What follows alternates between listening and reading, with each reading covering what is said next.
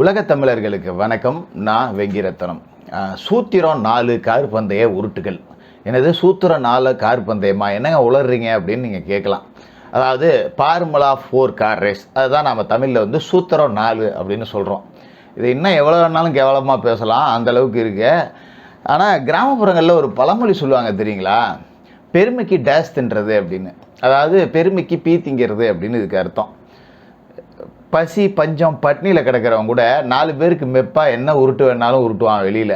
இந்த பச்சை தண்ணியை குடிச்சிட்டு பல்ல குத்துறதுன்னு சொல்லுவாங்கல்ல, அந்த மாதிரி தான். நாட்டில் பல இடங்களில் ரோடு குண்டும் குழியுமாக இருக்குது. பல பேருக்கு சோத்துக்கே வழி இல்லை. ஆனால் இங்கே ஃபார்முலா, அதாவது சூத்திரம் 4 கார் ரேஸுக்கு மட்டும் குறைச்சலே இல்லை. இது வந்து ஹைதராபாத்தை சேர்ந்த ஒரு தனியார் நிறுவனம் நடத்துது. ஏற்கனவே ஹைதராபாத்தில் நடத்தியிருக்காங்க. அந்த நிறுவனத்தோட பிராண்ட் அம்பாசிடர் தான் நிவேதா பெத்துராஜ். இப்போ அதே நிறுவனம் தான் இங்கேயும் நடத்துது. ஆனால் தமிழ்நாடு அரசு சார்பாக நடத்துகிற மாதிரி உருட்டுன்னு உருட்டி உதயநிதி தான் எல்லாத்துக்கும் மிக சிறந்த அமைச்சர், அவர் இல்லைன்னா தமிழ்நாடே இல்லை அப்படிங்கிற மாதிரி உருட்ட ஆரம்பிச்சிருக்காங்க. சரி, ஏற்கனவே தான் இந்த கார் ரேஸுக்கான தடம் அப்படிங்கிறது அதிமுக ஆட்சியில் கட்டப்பட்டிருக்கு. அங்கே போய் நடத்த வேண்டியதானே அப்படின்னா, முதல் சுற்று அங்கே நடந்துச்சுங்க, இது 2வது சுற்றுங்க. ஏன் 2வது சுற்று அங்கேயே நடத்தினா போலீஸ் பிடிக்குமா? எனக்கு புரியலையே. எதுக்காக மக்கள் போகிற ரோட்டை மறித்து மாத கணக்கில் அந்த ரோட்டை ஒன்வே ஆக்கி 2 பக்கமாக அடைச்சி இப்படி கார் ரேஸ் நடத்தணும்? இதையெல்லாம் கூட விட்டுருங்க. இதுக்கு நம்ம தமிழ் சினிமா கூத்தாடிங்க உருட்டுற உருட்டு இருக்கே, இதே அதிமுக ஆட்சியாக இருந்தால் வானத்துக்கும் பூமிக்குமா குதிச்சிருப்பானுங்க. இப்போ ஒவ்வொன்றா படிக்கிறேன் கேளுங்க. இது எல்லாமே கலைஞர் டிவியில் வந்தது, அதாவது கருணாநிதி டிவியில் வந்தது. எப்படி புகழ்ந்து பேசியிருக்கானுங்க ஒவ்வொருத்தனும் அப்படின்னு பாருங்கள். இவங்களாம் தேடி தேடி போய் அவங்கள நீ உதயநிதியை புகழ்ந்து பேசு அப்படின்னு சொல்லி வாங்கிட்டானுங்க போல இருக்கு. ஏன்னா இந்த ஃபார்முலா கார் ரேஸுக்காக இத்தனை பேர் கருத்து தெரிவிக்கணுங்கிற அவசியமும் கிடையாது. இத்தனை பேர் கருத்து தெரிவிச்சிருக்காங்கன்னா அது திட்டமிட்டு அவனுங்களை நீ புகழ்ந்து பாராட்டி பேசு அப்படின்னு சொல்லிட்டு தமிழ் சினிமா கூத்தாடிகளை பூரா அந்த காலகட்ட அரசவை கவிஞர் மாதிரி கொண்டு வந்திருக்காங்க. மன்னா நீ ஒரு மாமா மன்னா அப்படின்னு புகழ்ந்து பேசி பொற்கிழிகள் பொற்காசுகள் வாங்கிட்டு போவானுங்கள்ல, அந்த மாதிரி இப்போ இந்த வேலை செஞ்சுருக்காங்க. ஒவ்வொருத்தராக சொல்கிறேன் பார்த்துங்க. முதல்ல நம்ம தலைமை கொத்தடிமை வீரமணி, சுபவீரபாண்டியன் இவங்கெல்லாம் இருக்காங்கல்ல, இவங்களுக்கெல்லாம் கடும் போட்டி கொடுத்து ஒருத்தர் முன்னேறி போயிருக்கார். அவர் வேறு யார் அப்படின்னா நம்ம உலக்க நாயகன் கமலஹாசன். விளக்கு பிடிச்சிக்கிட்டு ஓட்டு கேட்டு டார்ச் லைட் அடிச்சுட்டு ஓட்டு கேட்டுக்கிட்டு இருந்தார்ல, அவரே தான். அவர் என்ன சொல்லியிருக்காரு அப்படின்னா, முதலமைச்சருக்கும் அமைச்சருக்கும் வாழ்த்துக்கள். ஃபார்முலா 4 ரேஸ் சென்னையில் நடப்பது உற்சாகமாய் அமைந்துள்ளது. தமிழ்நாட்டை இந்தியாவின் தலைநகராக்கும் முதலமைச்சர் ஸ்டாலினுக்கு, அதாவது தமிழ்நாட்டையே இந்தியாவோட தலைநகராக்குறாங்களாம், அதே மாதிரி நடிகர் ஆர்யா உதயநிதி ஸ்டாலினுக்கு வாழ்த்து. இதை முழுசாக படிக்கலாம் நேரம் இல்லை, எனக்கு கடுமையாக டென்ஷன் ஆகிப்போம். அப்புறம் அதே மாதிரி சிவகார்த்திகேயன் உதயநிதிக்கு வாழ்த்து. எஸ்ஜே சூர்யா விளையாட்டு அரங்கில் சென்னை முதலிடம். கார்த்தி யார், நம்ம செல்தட்டி சிவகுமார் மோகன், கோயில் கட்டின காசுக்கு பள்ளிக்கூடம் கட்டியிருக்கலான்னு திருவாய் மலர்ந்தாங்கல்ல சோதிகா அம்மா, அவங்களோட கொய்ந்தனார். அடுத்தது நம்ம சிறுபான்மை ஊப்பி ஒருத்தர் எதுலேயுமே இருக்கணும் இல்லையா, அதனால ஏஆர் ரகுமான அவரும் சொல்லியிருக்கார், சென்னையில் ஃபார்முலா 4 நடத்துவது முக்கியமான நல்வாய்ப்பாய் அமைந்திருக்கிறது. இதே மாதிரி பார்த்தீங்கன்னா நம்ம திருமாவளவன் விளையாட்டுத்துறையில் தமிழ்நாடு வந்து ஒரு முக்கிய இடத்த போய் பிடிக்க போகுது. சினிமா கூத்தாடிங்களை தாண்டி கூட்டணி கொத்தடிமைகளும் இப்போ 1, 2, 3ன்னு வரிசைப்படுத்தி புகழ்பட ஆரம்பிச்சிருக்கானுங்க. இப்போ கள்ள கூட்டணியாகி இப்போ ரியல் கூட்டணியாக வெளியே வந்தாங்க இல்லையா பிஜேபி, இவங்க ஒரு பக்கம் ஏற்றுக்கிட்டு இருக்க. இவங்களோட பத்திரிகையான இந்து நாளிதழ், அதாவது நம்ம உடன்பிறப்புகளோட பாஷையில் சங்கி நாளிதழ், அதுவும் புகழ்ந்து பாராட்டியிருக்கு. என்ன தெரியுங்களா இவங்க சொல்லலை, இந்த ஃபார்முலா ரேஸ் கார் பந்தயத்தால் தமிழ்நாட்டில் குழந்தை பாக்கியம் இல்லாதவங்களுக்கெல்லாம் குழந்தை கிடைக்கும், ஆண்மை வீரியம் இல்லாதவர்களுக்கெல்லாம் ஆண்மை உருவாகும், நரம்பு தளர்ச்சி குணமடையும். இந்த ஃபார்முலா ரேஸ் கார் சொர்ன்னு போகும்போது செவிடன் எல்லாத்துக்கும் காது கேட்க ஆரம்பிச்சிடும். இந்த ஜெபக்கூடத்தில் சொல்கிற மாதிரி இந்த ஃபார்முலா ரேஸ் பந்தயம் நடக்கிறதால முடவன் நடக்க ஆரம்பிச்சிருவான். கண் பார்வை இல்லாதவனுக்கு கண் பார்வை தெரிய போகுது, புத்திரபாக்கியம் இல்லாதவனுக்கு புத்திரபாக்கியம் கிடைக்க போகுது. பிச்சை எடுத்து சோறு தின்னுட்டு இருக்கவங்க கூட நாளைக்கு பென்ஸ் காரில் போக போகிறான். குறிப்பாக ஆண்மையின் பெருமையை எல்லாரும் பேசக்கூடிய அளவுக்கு ஆன்ம சக்தி அப்படிங்கிறது இந்த ஃபார்முலா கார் பந்தயத்தை பார்க்குறவங்களுக்கெல்லாம் கிடைக்க போகுது. இப்படி மட்டும்தான் இவனுங்க பேசலை, மீது எல்லா விதமாகவும் புகழ்ந்து தள்ளிட்டானுங்க. சரி, இந்த ஃபார்முலா ரேஸ் என்ன பிரயோஜனம், அம்மஞ்செல்லிக்கு பிரயோஜனமாக ஏதாவது ஒன்று சொல்லுங்கள் பார்ப்போம். எனக்கு தெரியல, தயவுசெய்து இருந்தால் சொல்லுங்கள், நான் கேட்டு தெரிஞ்சுக்கிறேன். நம்ம திராவிட மாடல் என்கின்ற ராமர் மாடல் இருக்குல்ல, மாணவிகளுக்கு லேப்டாப் கொடுக்கணும், மாணவ மாணவிகளுக்கு இலவச லேப்டாப் கொடுக்கணும்ல, அதுக்கு காசு இல்லை. பள்ளிக்கூட கட்டடங்கள்லாம் இடிஞ்சு போய் கிடக்கு. பல அரசு பள்ளிக்கூடங்களில் கழிவிட வசதி இல்லை, அதை உருவாக்கணும், காசு இல்லை. இலவச ஆடு மாடு கொடுக்கணும், கிராமப்புற பொருளாதாரத்தை மேம்படுத்தணும், காசு இல்லை. இலவச கறவை மாடுகள் கொடுக்கணும், வெண்மை புரட்சியை வளர்த்தெடுக்கணும், காசு இல்லை. சரி, எதுக்கு தாண்டா உங்கள்கிட்ட காசு இருக்குது? ஒரு 10-15 கட்டடத்தை கட்டி போட்டு கருணாநிதி பேரை வச்சுருவோம், அதுக்கு எங்ககிட்ட காசு இருக்குது. ஃபார்முலா ரேஸ் நடத்துவோம், அதுக்கு எங்ககிட்ட காசு இருக்குது. கருணாநிதியோட பேனாவுக்கு செலவு வைப்போம், அதுக்கு எங்ககிட்ட காசு இருக்குது. வருஷம் முதலீட குறுக்கு சந்தையில் இளநியை கயிறு போட்டு இழுத்த மாதிரி இழுக்கிறேன்னு சொல்லிட்டு ஊர் சுற்றுறதுக்கு எங்ககிட்ட காசு இருக்குது. ஆனால் மக்கள் நல திட்டங்கள் எதுக்குமே காசு கிடையாது. இந்த பக்கம் அப்படியே ஒரு வித்தியாசமான மாநிலம் நம்ம தமிழ்நாடு தான், திராவிட மாடல் ஆட்சியில்.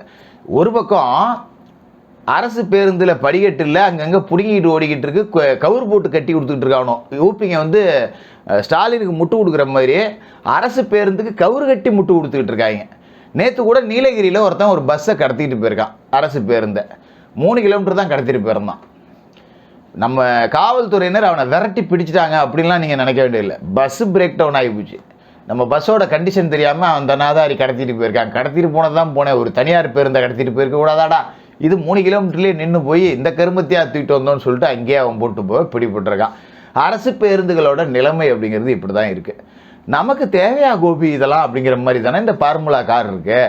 இதுக்கு உருட்டக்கூடிய உருட்டுகள் அப்படிங்கிறது தான் தாங்க முடியல. என்ன கருமையா, சிட்டியில் ஒரு முக்கியமான ரோடு, எவ்வளவோ மருத்துவமனைகள் இருக்குது. ஒமாந்தூரார் மருத்துவமனை அங்கே தான் இருக்குது. நீங்கள் அந்த ரோஸ் போகிற வழியில் தான் ராஜீவ்காந்தி மருத்துவமனை இருக்குது. எத்தனையோ மருத்துவமனைகள் இருக்குது. உருன்னு கார் போயிட்டே இருந்ததுன்னா அங்கே இருக்கக்கூடிய நோயாளிகள் தொந்தரவு அடைய மாட்டாங்களா? எத்தனையோ வீடுகளில் நோயாளிகள் இருப்பாங்க, எத்தனையோ குழந்தைகள் இருக்கும். அது இரவு நேரத்தில் மட்டும்தான் நீங்கள் நடத்துவீங்களா? என்ன மாதிரியான ஒரு சல்லித்தனமான யோசனை அப்படிங்கிறது தெரியலையே. அப்படியே இதால் நீங்கள் பொருளாதாரத்தை கிழிச்சு நட்டு விடுவீங்களா? என்னத்தையா நடுவீங்க? ஃபார்முலா கார் பந்தயம் அப்படிங்கிறது ஏழைகள் பங்கு பெறக்கூடியதா? இல்லை அதை பார்க்குறதால அவனுக்கு ஏதாவது பிரயோஜனம் இருக்கா? இந்த கார் ரேஸுங்கிறத அதிகபட்சம் ஒருத்தன் 5 நொடிக்கு மேலே பார்க்க முடியாது, தெரியுமா? அவ்வளோ வேகமாக போகக்கூடிய கார். இப்படி நின்னா சர்றன்னு ஒரு சவுண்டு தான் கேட்கும். என்னடா பந்தயம் முடிஞ்சிருச்சு வீட்டுக்கு போட்டுருவாங்க. இதுதான் அப்படியே குதூகலிக்க போகிறாங்களா? உண்மையிலேயே கார் ரேஸ் பார்க்குற அளவுக்கு நம்ம வளர்ந்துருக்கோமா அப்படின்னு கேட்டால் இல்லை.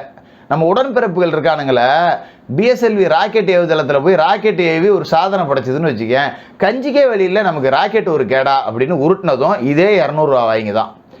இன்றைக்கி இந்த ஃபார்முலா கார் பந்தயத்துக்கு முட்டு கொடுக்கக்கூடியதும் அதே 200 ரூபா வாங்கி தான். வாடகை வாய்தாரர்கள் இப்படிப்பட்டவங்களை திருப்திப்படுத்துறதுக்காக இதை செய்கிறீங்களான்னா இல்லை. ஏன்னா இவனுங்களுக்கு அதை பற்றி ஒரு இடமும் தெரியாது.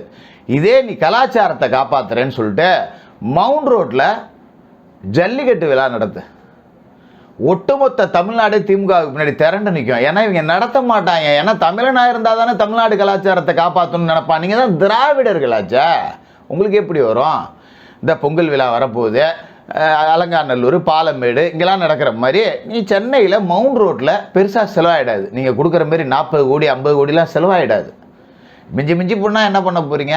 இப்போ அடைச்ச மாதிரி 2 பக்கமும் அடைச்சி தேங்காய் நாரை ஃபுல்லாக போட்டு ஜல்லிக்கட்டு காலையை ஓட விடுங்க. எவ்வளோ கூட்டம் வருது, இதால் எவ்வளோ பொருளாதாரம் மேம்படுதுன்னு பார்த்துருவோமா? ஃபார்முலா ரேஸு கார் பார்க்க போகிறவன் எத்தனை பேர் போயிருப்பாங்கிறீங்க? இதை விட 1000 மடங்கு கூட்டம் ஜல்லிக்கட்டை பார்க்க வரும்.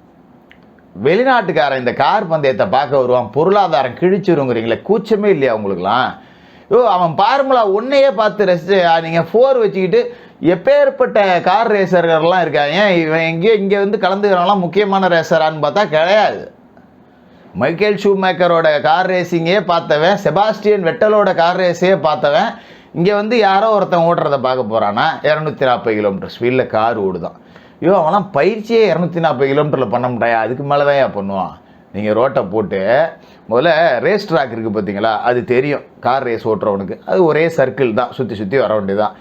இது எங்கே சந்து இருக்குது, எங்கே ரைட் எடுக்கணும், எங்கே லெஃப்ட் எடுக்கணும், இதையெல்லாம் அவன் தெரிஞ்சுக்கிட்டு அவன் வேகத்தை குறைச்சி கூட்டி ஓட்டுறதுக்கு பேர் கார் ரேஸா? இல்லை திராவிட மாடல் ஏதோ பண்ணணும் அப்படிங்கிறதுக்காக என்ன இடையோ பண்ணி வச்சு எல்லாத்தையும் கந்தலாக்கக்கூடிய ரேஸான்னு எனக்கு தெரியல. நீங்கள் தான் இதுக்கு சொல்லணும். இதுக்கு உருட்டக்கூடிய உடன்பிறப்புகளும் சரி, சினிமா கூத்தாடிகளையும் சரி, கூட்டணி கொத்தடிமைகளையும் சரி, விலையில்லாத உடன்பிறப்புகளையும் சரி, அறிவாலய கொத்தடிமைகளையும் சரி, கருப்பு சட்ட ஓசி சோறுகளையும் சரி பார்த்து நாம் கேட்க வேண்டியது ஒரே கேள்விதான். யாரை திருப்திப்படுத்த இந்த கார் ரேஸ்? இந்த கார் ரேஸால் தமிழ்நாட்டுக்கு கிடைச்ச லாபம் அப்படின்னு ஒன்றே ஒன்று சொல்லுங்கள் பார்ப்போம். 42 கோடி நீங்கள் செலவு பண்ணிருக்கீங்க. 420 ரூபா இதில் லாபமா உங்களுக்கு? சொல்லுங்கள். 42 கோடியே 420 ரூபாய் நாங்கள் சம்பாரிச்சிருக்கோம், போட்ட காசை விட 420 ரூபா கூட வந்திருக்கு அப்படின்னு சொல்லுங்கள் பார்ப்போம். ஏன் 420 ரூபான்னு நான் குறிப்பிட்டு சொல்கிறேன் பார்த்தீங்களா? ஏன்னா நீங்கள் எல்லாமே 420 உங்களுக்கு உங்களோட 420வே தான் டார்கெட்டாக வைக்கணும் அப்படிங்கிறதுக்காக தான் வச்சுருக்கேன். கூச்சமே இல்லை, இந்த உருட்டுறீங்க. கார் வேகமாக போச்சோ இல்லையோ கார் ரேஸில், இந்த கார் ரேஸால் திமுக அழிவை நோக்கி வேகமாக போகும். அந்த அளவுக்கு சென்னை மக்கள் இந்த கார் ரேஸால் பாதிக்கப்பட்டிருக்காங்க. வெள்ளம் வந்து அங்கங்கே தண்ணி நிற்கிறப்ப தடுக்கிறதுக்கு துப்பு இல்லை, ரோட்டில் கார் ரேஸ் ஓட்டுறேன்னு ஓட்டுறானுங்களே, இவனுங்களுக்கு வெக்கமாக இல்லையான்னு வட சென்னை, தென் சென்னை, மத்திய சென்னை மக்கள் எல்லாம் காரி துப்புற அந்த எச்சிலோட அளவு டிசம்பர் வெள்ளத்தை விட கூடுதலாக இருக்கும். பொறுத்து வந்து பாருங்கள்.